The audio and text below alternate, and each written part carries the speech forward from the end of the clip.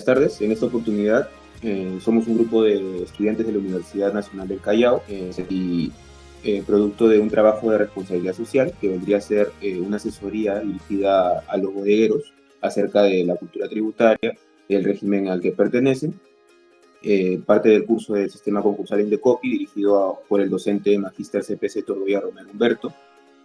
Este equipo de trabajo estaría conformado por Noricia Milagro, Torres Claudia, Imaya Leslie, Espinosa River, Cifuentes Manuel y quien les habla, Gómez Villanueva. Vamos a dar inicio primero con el índice, donde se va a evidenciar los puntos que vamos a considerar para la asesoría. Iniciaríamos entonces dando esta asesoría contable a los bodegueros. Siguiente.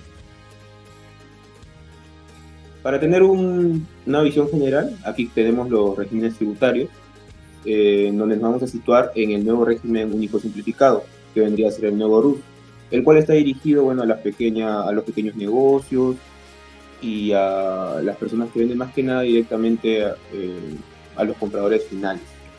Van a contar con ciertas características, como vendría a ser que no requiere un registro tan complejo, llevar registros contables. El pago es mensual, dependiendo de los ingresos que perciban. Asimismo, no están obligados a presentar declaraciones anuales.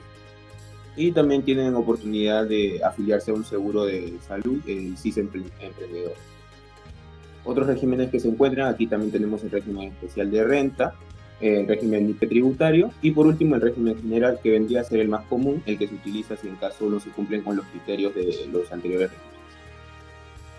Entonces iniciemos con el nuevo régimen único simplificado, que vendría a ser el régimen prácticamente que pertenece a los bodegueros, que es aquel régimen tributario dirigido a las personas que van a iniciar un pequeño negocio, más que nada a los emprendedores, y que solo venderán sus productos a consumidores finales.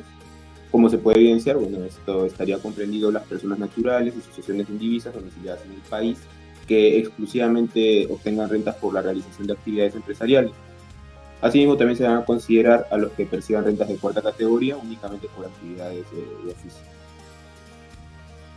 En ese sentido, tenemos ahora la división del nuevo RUS, donde va a comprender en la primera categoría aquellos que van a percibir ingresos o compras de hasta 5.000 soles, y por ello van a pagar una cuota mensual de 20 soles.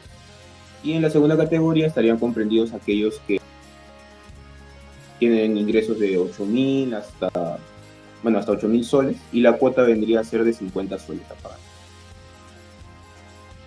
Aquí se puede evidenciar un cuadro donde permite reflejar de una mejor manera lo mencionado anteriormente, que si se percibe ingresos hasta 5.000 soles, se pertenecería a la primera categoría y se tendría que pagar 20 soles mensuales. Y la siguiente categoría vendría a ser hasta 8.000, hasta un límite de 8.000 soles de ingresos o compras, y por lo que se tendría que pagar 50 soles mensuales.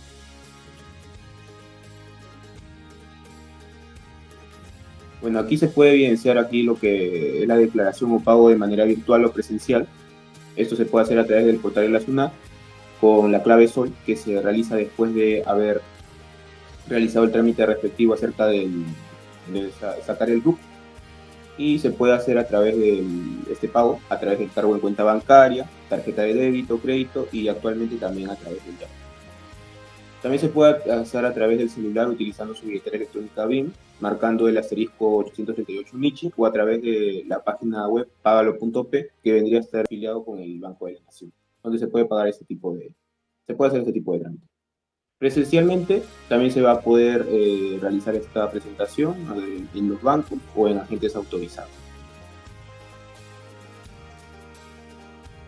Aquí se puede evidenciar el portal de la SUNAT, donde en la sección de pagos y presentaciones de otras declaraciones, en el apartado del nuevo RUS, se van a especificar ciertos criterios, como el especificar el periodo tributario que se desea pagar, los ingresos brutos que han tenido el negocio, al igual que las compras que han incurrido. Y finalmente va a tener el botón de pagar para realizar el pago respectivo, dependiendo de la categoría a la que pertenece. Bueno, después de la exposición de mi compañero, hemos agarrado 5 preguntas recurrentes, que es lo que más se preguntan para que el tema quede muy claro. Como primera pregunta tenemos, ¿quiénes pueden acogerse al nuevo RUS? Bueno, el nuevo RUS está dirigido a personas naturales y pequeñas empresas que realizan actividades de comercio o servicio con ingresos mensuales limitados. Están incluidas aquellas que no necesitan llevar un registro contable complejo. Es ideal para pequeños comerciantes, artesanos y profesionales independientes con un negocio de baja facturación. Como segunda pregunta tenemos, ¿cómo se calcula el pago mensual al nuevo RUS? Como mencionó mi compañero, tenemos dos categorías. La primera categoría, que si las ventas mensuales no superan los 5.000, se paga una cuota fija de 20. Como segunda categoría, si las ventas mensuales están entre 5.000, o sea, más de 5.000, y llega máximo a 8.000, se paga una cuota de 50 fijo. Ahora, como tercera pregunta recurrente tenemos, ¿qué comprobantes de pago debo emitir en el nuevo RUS? Los acogidos al nuevo RUS emiten únicamente boletas de venta o tickets. No están obligados a emitir facturas, ya que este régimen está diseñado para pequeños negocios, que atienden principalmente a consumidores finales. Como cuarta pregunta tenemos, ¿qué pasa si mis ventas superan los 8.000 mensuales? Esto quiere decirnos que si tus ventas superan estos límites, ya no podrías continuar en el nuevo RUS y tendrás que cambiarte a otro régimen tributario, el más adecuado, como un régimen especial o un régimen MIPE tributario. Y deberás empezar a llevar contabilidad más detallada, emitir facturas o otros comprobantes de pago dependiendo del régimen que estés. Ahora, si tus ventas superan los 8.000, así sea 8.001, automáticamente te cambian de régimen. Como quinta pregunta recurrente tenemos, ¿cuáles son los beneficios en el nuevo RUS? Bueno, los beneficios serían la simplicidad. ¿Por qué? Porque no es necesario llevar libros contables ni presentar declaraciones mensuales complejas. Bajos costos tributarios, ya que las cuotas fijas son asequibles y están orientadas a pequeños negocios.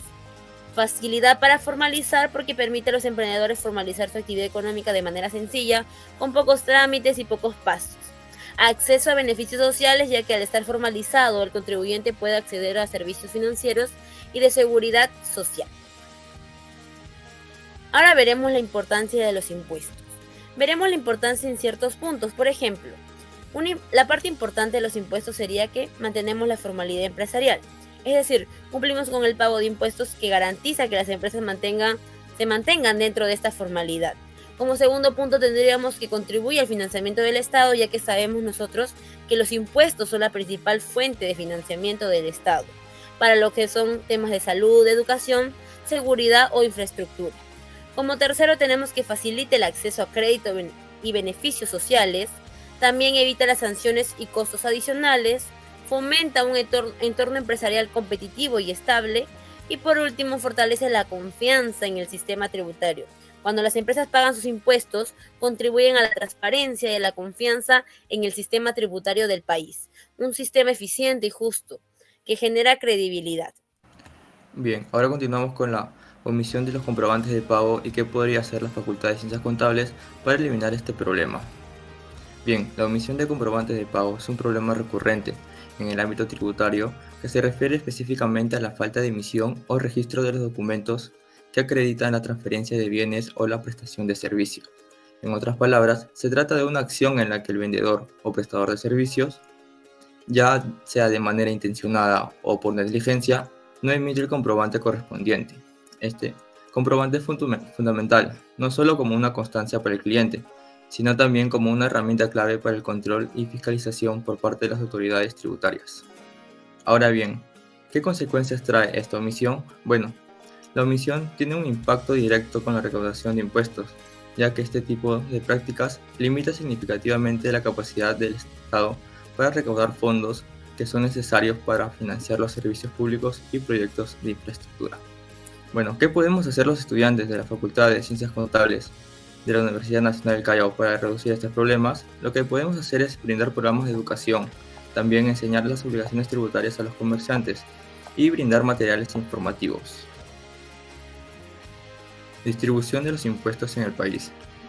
La distribución de los impuestos son dirigidos por el Gobierno Nacional, el cual reparte los fondos recaudados en los gobiernos regionales y municipales.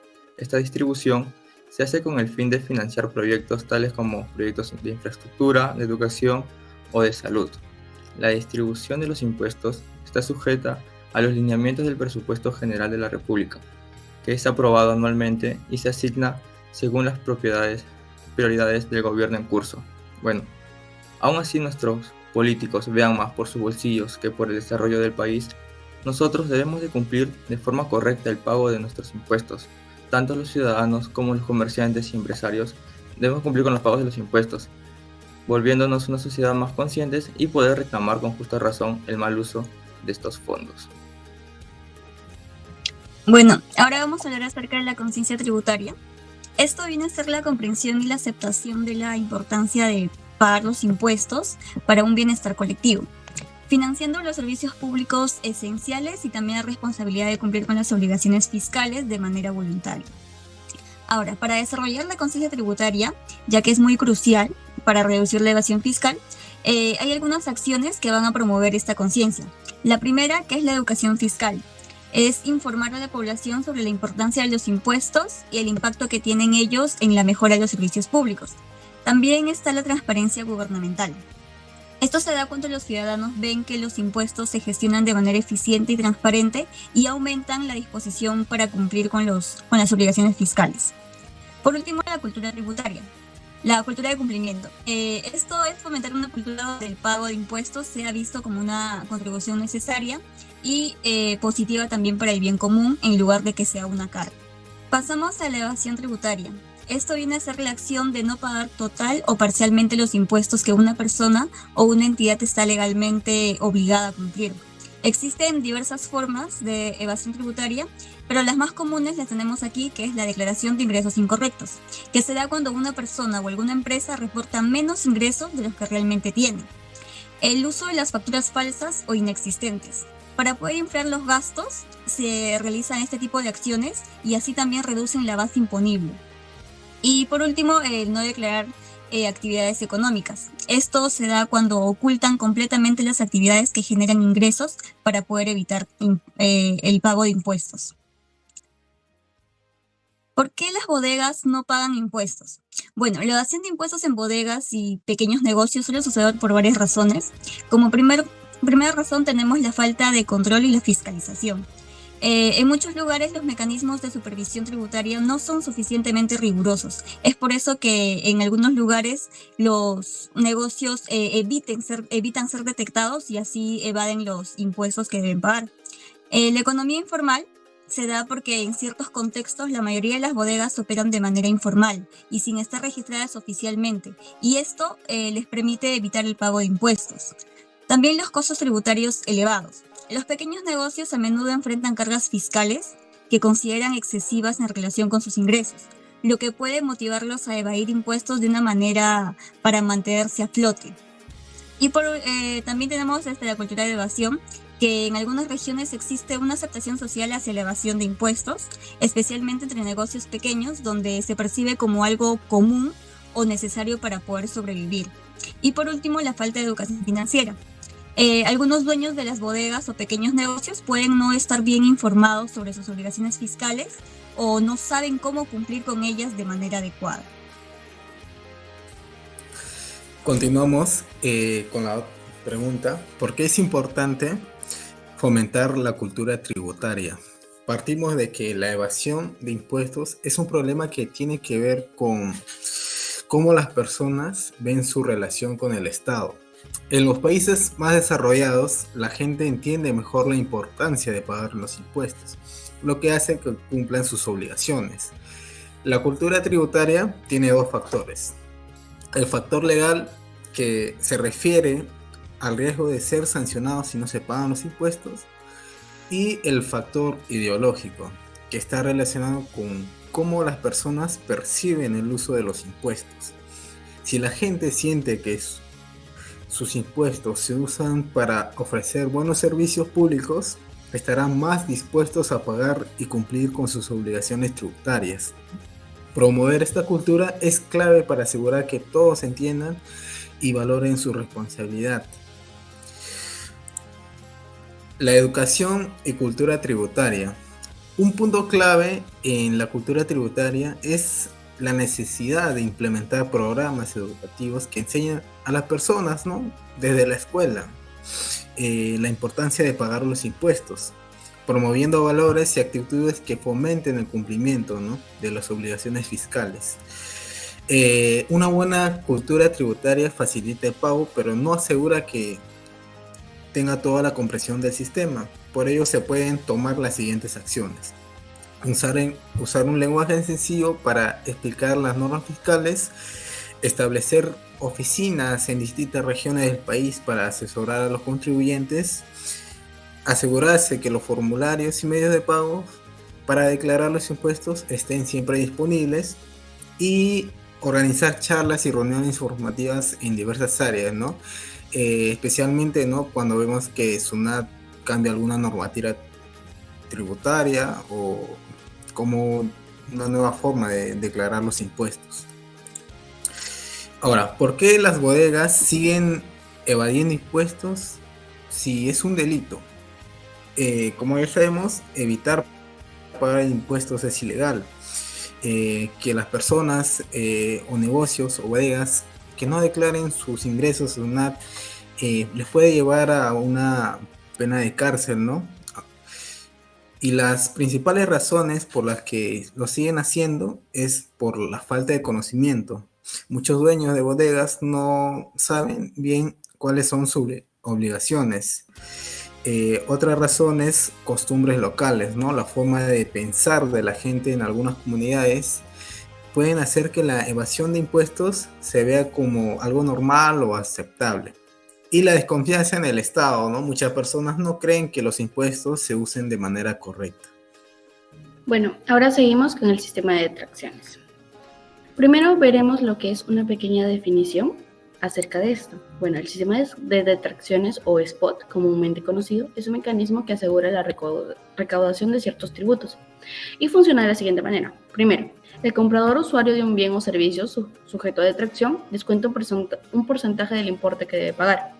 Segundo, este monto retenido lo deposita en una cuenta de Banco de la Nación a nombre del vendedor o proveedor.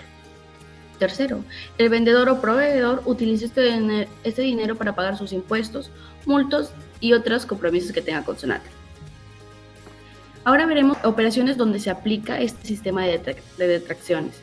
Primero, tenemos lo que es la venta interna de bienes y prestación de servicios. Segundo, como el transporte de bienes por vía terrestre. Y por último, las operaciones sujetas al IVA, que es el impuesto de venta del arroz pilado, que esta se hace referencia al arroz que ya está listo para vender. Siguiente, por favor. Veremos un poco del funcionamiento, cómo funcionan las depreciaciones. Bueno, el comprador es quien se encarga de realizar el depósito del descuento en una cuenta de detracciones, que está a nombre del proveedor.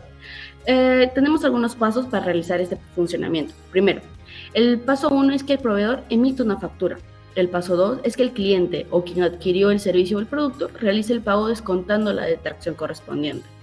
Como paso 3 tenemos que el cliente deposite el monto descontado en la cuenta del Banco de la Nación a nombre del proveedor. Y por último paso tenemos que el proveedor verifica los depósitos y puede usar este fondo para pagar sus impuestos y sus tributos. Les presentaré un pequeño ejemplo para que entiendan mejor cómo son las detracciones. Primero, imaginemos el caso de que tenemos una bodega y hemos contratado el servicio de transporte terrestre para que entregue una carga de productos. Entonces, el servicio está sujeto al sistema de detracciones, el SPOT de SUNAT. Los datos son los siguientes. Primero, el costo del servicio de transporte, que son 2.000 soles, y el porcentaje de detracción aplicable, el 4%. Este porcentaje está regularizado por la SUNAT, ya que es concretamente para el transporte terrestre. Ahora vendremos a ver el procedimiento. El procedimiento será en unos 5 pasos. Primero tenemos que el transportista nos emitirá una factura por el servicio de transporte con un total de 2.000 soles. Nosotros como bodega debemos calcular el monto de la detracción que aplicaremos. La detracción para el transporte terrestre de nuestro producto será 4%. Entonces, al multiplicar 2.000 por 4% nos sale un monto total de 80 soles. Y como paso 3 tenemos que al pagar al transportista le pagamos solo la diferencia, que es el monto de la factura menos la detracción. Entonces, el pago al transportista, que sería en efectivo, sería los 2.000 soles menos los 80, que vendría siendo 1.920. Como paso 4 tenemos que depositamos los 80, que es la detracción, en la cuenta del Banco de la Nación, a nombre del transportista. Y el paso 5, como último, es que el transportista podrá utilizar esos 80 retenidos para los pagos de sus impuestos o procedimientos que desea realizar con la SUNAT. Tenemos ahora lo que es las percepciones. Veremos lo que es el régimen de percepciones. Nos dicen que es un sistema en el que el vendedor o agente de percepción cobra un porcentaje extra cuando vende productos que están afectos al IGB o cuando importa algo.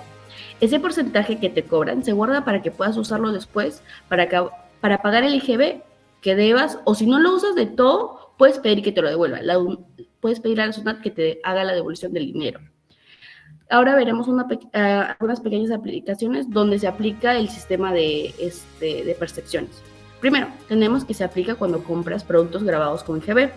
Segundo, cuando importas bienes. Y tercero, cuando compras combustibles. Veremos algunos porcentajes que nos da la misma SUNAT de los casos de percepciones. Primero tenemos que si compramos productos en el Perú y puedes usar un crédito fiscal, el porcentaje sería del 0.5% sobre el precio.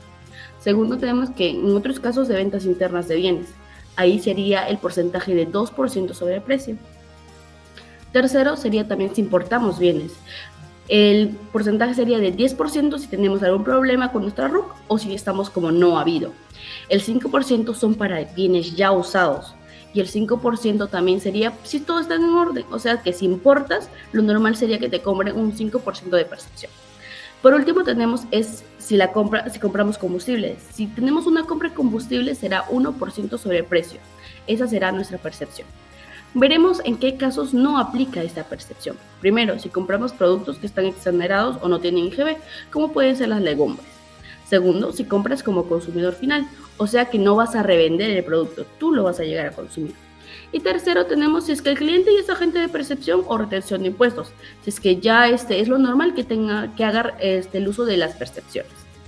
Y por último tenemos un ejemplo para que se puedan guiar de lo que es las percepciones. Ahora tenemos otra vez un caso. Imaginemos que somos una bodega y compramos combustible. Esto es para las entregas y nuestro monto total va a ser de 1,000 soles.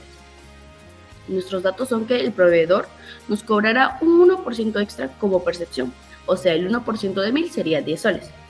Ese 10 soles no es un gasto adicional, sino que el proveedor lo guarda y lo informa a la SUNAT. Luego, cuando nosotros tengamos que pagar nuestro IGB, podemos usar ese 10 soles para descontarlo de lo que nos toca pagar. Eso sería un pequeño ejemplo sobre percepciones. Muchísimas gracias. Bueno, con esto damos por concluido la asesoría a los bodegueros en relación a las obligaciones tributarias, la cultura tributaria, etc. Esperamos que la información haya sido muy precisa, que les haya ayudado a superar sus ineficiencias o absolver algunas dudas que tenían. Eso sería todo. Agradecemos su atención y con nosotros será hasta una próxima oportunidad. Muchas gracias.